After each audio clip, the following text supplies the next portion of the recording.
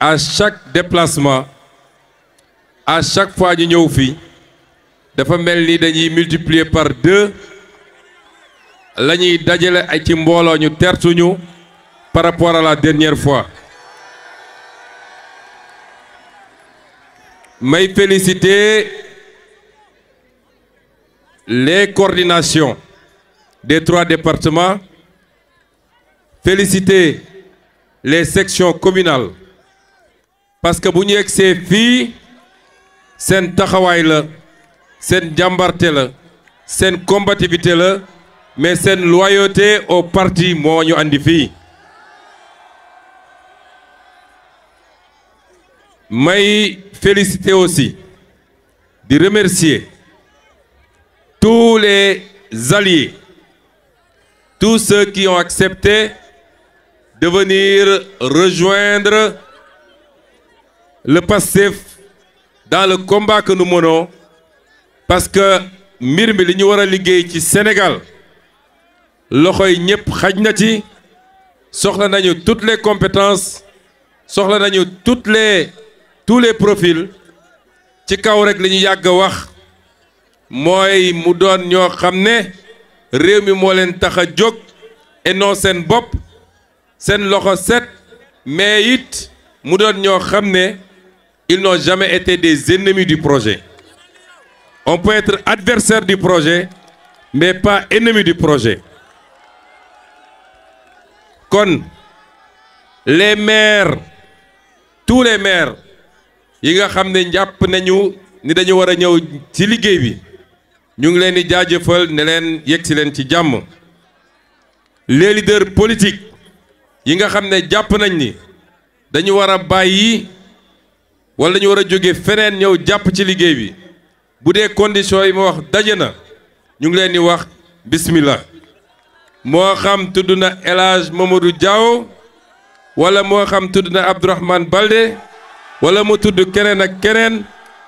ci kaw anam yii ma wax ku ñëw am nga sa place ci liggéey bi. ma ne dama defal mention spéciale aux maires malheureusement xaw ma leen ñoom ñëpp mënuma jaar seen tur mais on leur dit bienvenue. bu loolu weesoo mbokki Kolda dama leen wax ni campagne bi campagne thématique la parce que yéen population yi rawatina yéen jeunesse bi mais maa ngi fiy gis ay mag yoo xam ne ci heure bi sama yaram sax xaw na see daw góor gi maa ngi leen di nuyu waaye yéen yéen a wax ni léegi da ngeen bëgg politique bu bees politique boo xam dañ koy teg ci xam-xam teg ko ci programme teg ko ci projet njëkkuma fee ñëw de mais ñi fi jot a jaar est-ce que bu ñu ñëwee wax nañ leen programme est-ce que wax nañ leen projet ñëw nañu doxantu ci dëkk bi kenn topp leen ñu dem wër suñu arbre sacré bi gis nga arbre sacré bi xam ne kan mooy kan de kenn mënu koo nax ñu jaare noonu génn mais waxuñu leen lii la ñuy def ci agriculture waxuñu nii la ñuy régler problème mu ndox mi waxuñu leen lii la ñuy def ci infrastructure politique boobu nag genre politique boobu la Sénégalais yi doyal sëkk ñun nag on vous a dit qu'on va vous amener une campagne thématique fii dañu nekk ci pôle sud ñetti région la région de Ziguinchor région de Sédhiou et région de Kolda li spécificité pôle sud mooy c'est une région naturelle noonu lañ ko tuddee depuis indépendance ba léegi li tax ñu ne ko région naturelle mooy seul pôle boo xam ne dafa am délimitation naturelle au nord di nga fa fekk le fleuve Gambie moo ko délimité pratiquement sur plus de 300 kilomètres boo ñëwee nag au sud di nga fa fekk des frontières muy frontière u Guinée-Bissau ak frontière u Guinée-Conakry moo tax ñu ne c'est une région naturelle de Diogué à Gouloumbou wala de Gouloumbou à Diogué pôle boobu mi ngi def à peu près 29 000 km². démb am na lu ma ci wax fële ci Ziguinchor mais ci 29 000 km² yooyu la région de Kolda à elle seule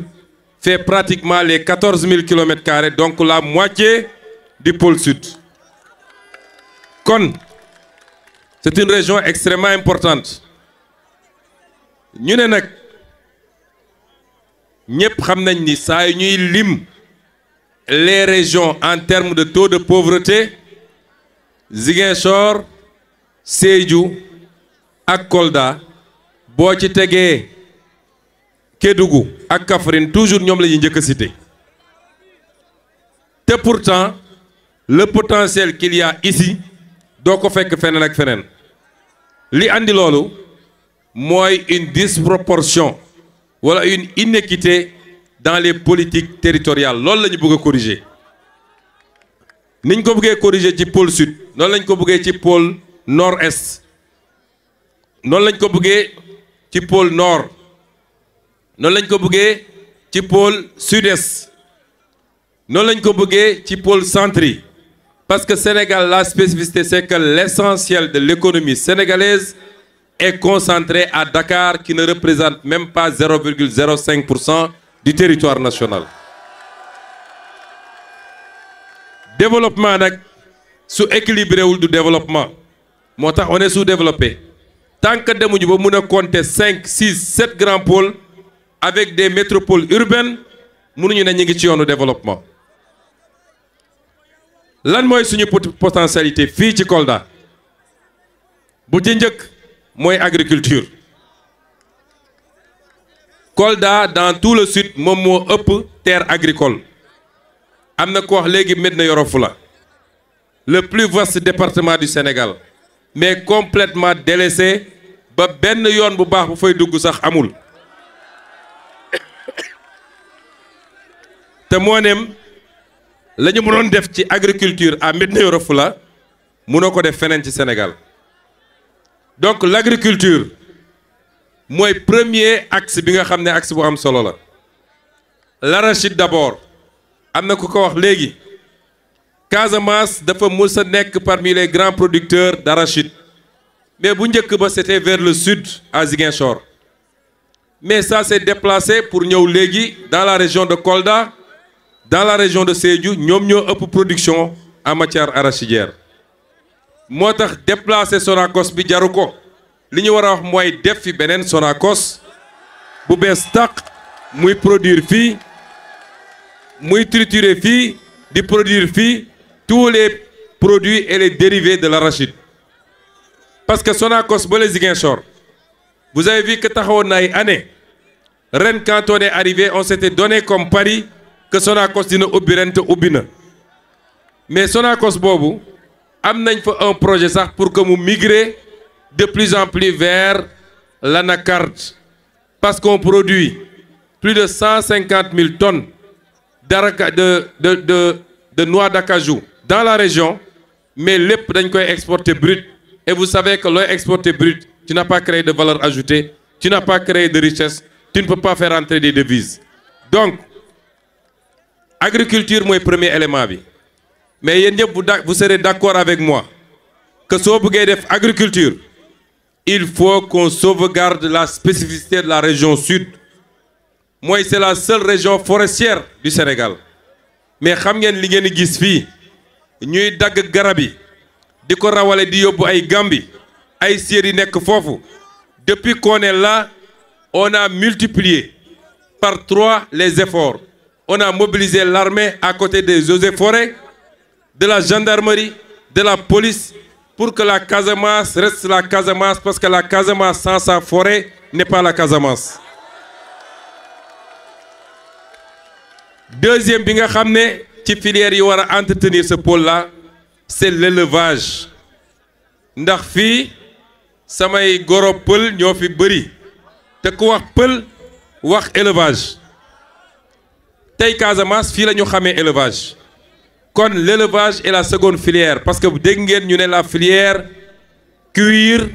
peau et lait donc intensifier l'élevage jàppale béykat yi avec les croisements ñu am des variétés yoo xam ne tey li mu mën a produire ci meew ak ci yàpp plus la peau qu'on va transformer localement. Le ministre de l'artisanat est ici, il est le ministre du tourisme et de l'artisanat. Balaa may ñëw sànq il m'a envoyé une note technique sur la place de l'artisanat dans la vision 2050 loolu boo ko defee di nga ci am loo dundee di nga ci am loo xam ne suñu artistes yi nga xam ne léegi présenté ñoo benn tableau nañ ci mën a liggéey ça c'est extrêmement important. ma dellu si ci bois bi mooy l'un des paradoxes mooy tey am nañu bois Casamance mais les menuisiers casamançais ne peuvent pas accéder à ce bois parce que bois bi ñuy dagg muy veine bi muy yeneen bois yi dañ koy génne réew mi ça on va corriger ça le plus rapidement possible. ñetteelu filière bi mooy filière tourisme particulièrement li ñuy woowe le tourisme cinétique mooy fii ci Kolda ak Sédhiou bokk na ci zone yoo xam ne en Casamance mën nañ fi def la chasse mooy rëbb mais pour faire la chasse comme je l'ai dit gis ngeen tout est lié si on perd nos forêts on perd la possibilité de faire la chasse donc tourisme cinétique boobu su àndul nag ak ay infrastructure ndax ki jóge fële ne maa ngi dem def passer quelque temps une chasse encadrée avec des saisons yu ñuy ubbi ak yu ñuy tëj mais bu ñëwee ba fii mënul am sax hôtel bu baax bu muy dal xam ngeen di kooku du fi yàgg donc les infrastructures hôtelières ñun ñii tey on voulait passer la nuit à Kolda on est obligé d'aller passer la nuit à Tamba parce que nee nañ ñu beneen candidat boobu di doxantu yor xaalisam di doxantu nee nañu moom il a réservé tous les hôtels de Kolda ça veut dire que la capacité d'accueil de Kolda est très faible parce que tey ñun suñu délégation bi gën saa gudd peut-être c'est 100 personnes ou 150 personnes moom xawma délégation bi ñaata la ça veut dire que tey 1000 personnes ça veut dire que tey 1000 personnes bu ñu ñëwandee Kolda amuñu possibilité am des réceptifs hôteliers yoo xam ne mun na leen accueillir pour une capitale régionale comme Kolda xam ngeen loolu c'est pas normal donc tourisme boobu tourisme cinétique mais on vous a parlé du tourisme religieux parce que dans la région de Kolda il y a des foyers religieux bëri na ay foyers religieux fu mel ni Madina Gounass nga xam ne boo génnee daaka bi sax ak yeneen activités yeneen communautés yi di organiser mais doon nay bërëb yoo xam ne sénégalais mun na toog damaa bëgg moom sama bopp am fu ma dem nëbatu tuuti si on faisait ce qu'on doit faire dans ces foyers en dehors même du tourisme sénégalais dans toute la sous-région ay nit mun nañ jóge foofu di ñëw di def ci tourisme et ça va créer de l'économie parce que foofu nañu di ñëw ay restaurant nañ fa ubbi ay hôtel nañ fa ubbi yeneen ak yeneen dina fa ubbi loolu mooy vision 2050 bi kon tey jii au moment où je vous parle bu mu dellu see ci agriculture la vallée de l'Anambé ak tout son potentiel j'ai reçu en tant que premier ministre 2 grands entrepreneurs ñu ñëw présenter ma saa ñu yëgoo ñoom ñaar le même projet qu'ils veulent faire ici dans la région de Kolda c'est-à-dire la seconde compagnie sucrière du Sénégal te ñu ngi ko bëgg a def fii dans la vallée de l'Anambé loolu tam c'est un potentiel extraordinaire et important qu'il nous faut exploiter ma tontu tuuti rek balaa may gën a sori ci programme bi nos amis de Médina Yoro Fula ñun bañuñu dem Médina Yoro Fula mais il faut comprendre que campagne nationale dafa métti et démb on était ci beneen zone bi nga xam ne mooy pôle bi mais je ne suis pas allé à Bignona Ousmane Sonko buy campagne demul Bignona parce que Bignona c'est chez moi dewma Oussouye on n'a pas fait les autres départements parce que suñuy organiser rassemblement yu mel nii c'est pour que les autres départements se déplacent parce que ñun suñu defee 600 kilomètres pour venir ici mais que chaque département fasse au moins 100 kilomètres ou 50 kilomètres ou 70 kilomètres ñu ñëw daje fii def benn waxtaan bu ci temps bi xajoon nag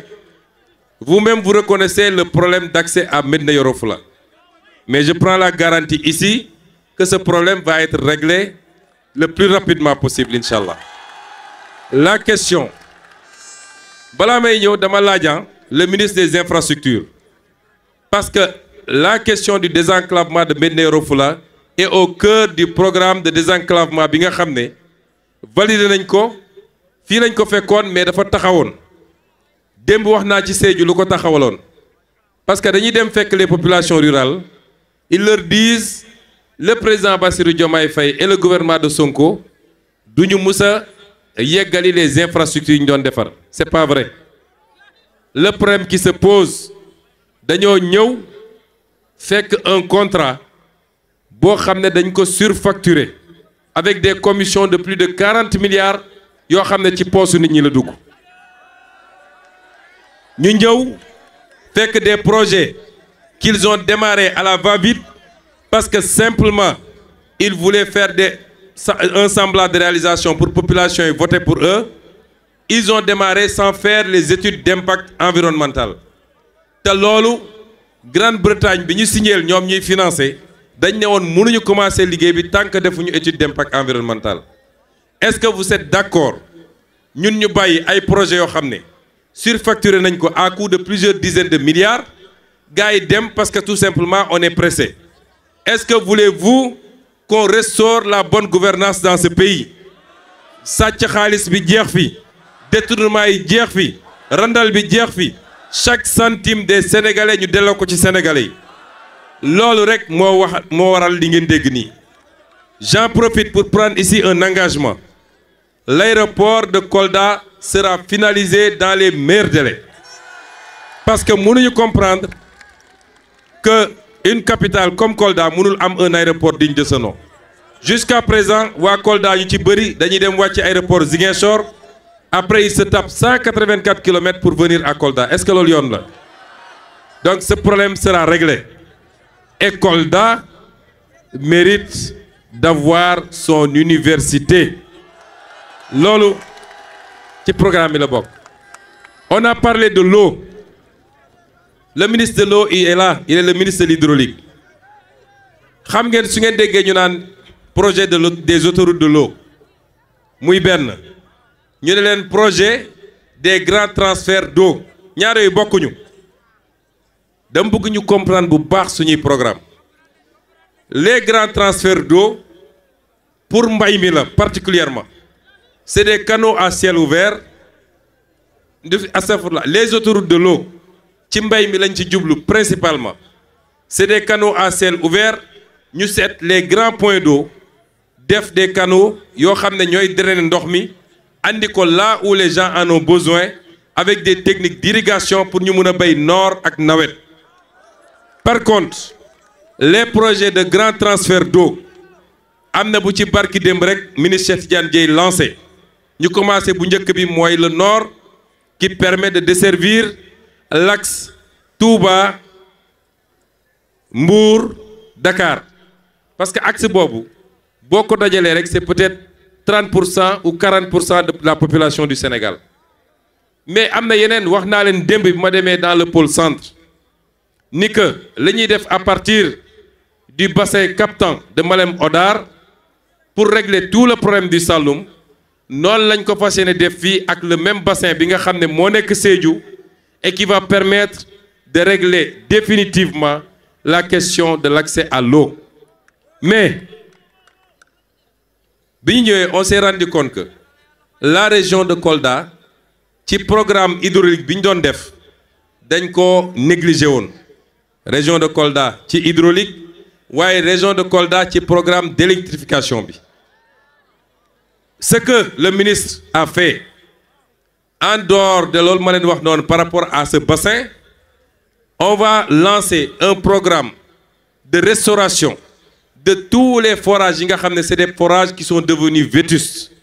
mais il y a un ambitieux programme de construction de nouveaux forages parce que ñun dans notre vision d'ici très peu warul am benn sénégalais boo xam ne da ngay am problème ndox boo naan parce que loolu ku ko mënul offrir la population boo ko ne naa la yóbbu développement warul a gëm. La question de l'électricité bi ñuy ñëw juste après Samine et avant Tanaf am na dëkk yu ma romb ñu taxaw baare yoon bi yor seeni sondel ne ma ñun courant la ñu bëgg courant 64 ans après il y a beaucoup. Quand on a fait l'évaluation il y a à peu près 8700 villages yoo xam ne ñun bi ñuy ñëw loolu moo newoon ci programme bi ñu ne ñooñu ñoo amagul courant sur à peu près 15 000 ou 16 000 villages au Sénégal 1960 ba léegi. Quand on est arrivé la première chose bi ñu def yéen jeunes yi ma bëgg ngeen tàccul ma seen DG Jean-Michel Sène parce que def na liggéey bu am solo ñaari contrat yi mu fi fekkoon ñaar yëpp daf ko renégocier muy AE Power bi comme deuxième contrat bi ñoom ñaar yëpp daf leen renégocier ce qui a permis pour ngeen xam gars yi ni ñu doon surfacturer les projets en renégociant rapidement il a pu ramener le nombre de villages qu'on doit électrifier de 8700 à 5553 c'est-à-dire gagner na plus de 2700 points d'électrification en renégociant des contrats mais 2700 yooyu ci poche kan la waroon dem ci poche ay ministre ci ay poche DG ci ay poche entrepreneur c'est comme ça qu'on pille le Sénégal moo tax suñu leen déggee ñuy lappi songu DG bi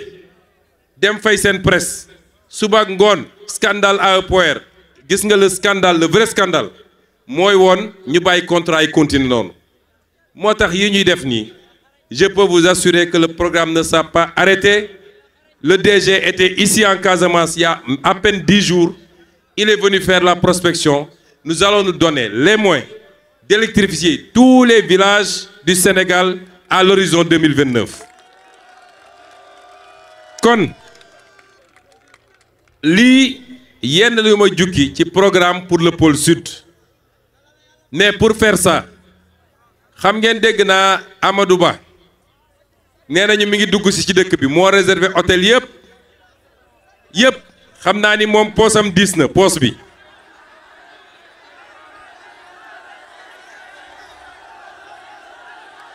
bu ñëwee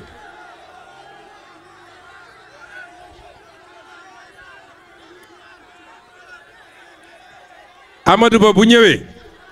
xam ngeen lan laa bëgg ngeen laajal ma ko yéen waa Kolda pendant 12 ans moom 2013 dañ ko fal ministre des finances donc 12 ans yi Macky Sall def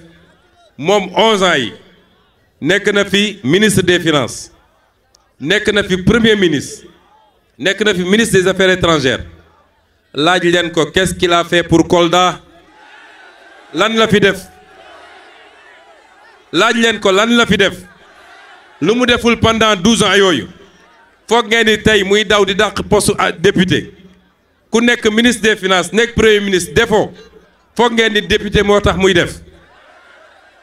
dama ne réew mi weesu na fu ñuy naxee nit ñi le 17 novembre ça doit être plus qu'un référendum le message que le peuple doit envoyer et particulièrement vous les jeunes et vous la population de Kolda